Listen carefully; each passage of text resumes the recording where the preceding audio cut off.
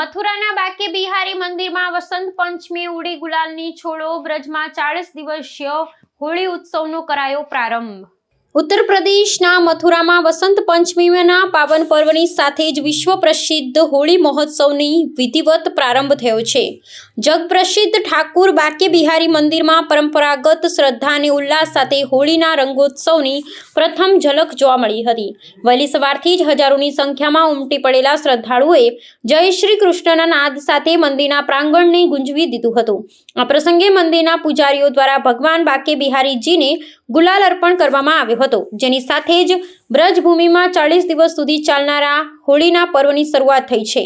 મંદિરમાં આયોજિત આ વિશેષ મહોત્સવ દરમિયાન ઠાકોરજીને વસંતી રંગના વસ્ત્રો ધારણ કરાવી વિશેષ શૃંગાર કરવામાં આવ્યો હતો।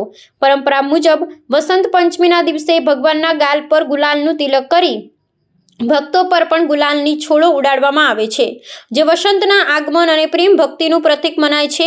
ભક્તોમાં પવિત્ર રંગોથી રંગવાનો અનેરો ઉત્સાહ જોવા મળ્યો હતો। બ્રજની આ પ્રાચીન પરંપરા મુજબ આજથી હોળીના દંડા રોપવાની વિધિ સાથે સમગ્ર મથુરા ને વૃંદાવનના દરેક મંદિરોમાં હોળીના ગીતો અને ઘમાર ગાયનનો પ્રારંભ થઈ ચૂક્યો છે। ઉલ્લેખનીય છે કે બ્રજની હોળી તેના વૈવિધ્ય અને સાંસ્કૃતિક વારસા માટે વિશ્વભરમાં પ્રખ્યાત છે। વસંત પંચમીથી શરૂ થયેલો આ ઉત્સવ ફાગણ પૂર્ણિમા એટલે કે હોળી સુધી સતત ચાલશે, જેમાં લાઠમાર હોળી, ફૂલોની હોળી અને રંગભરી અગિયારસ જેવા અનેક આકર્ષણો જોવા મળશે। દેશ વિદેશના પ્રવાસીઓ પણ આ આધ્યાત્મિક અને રંગીન વાતાવરણને લહાવો લેવા માટે મથુરા પહોંચી રહ્યા છે।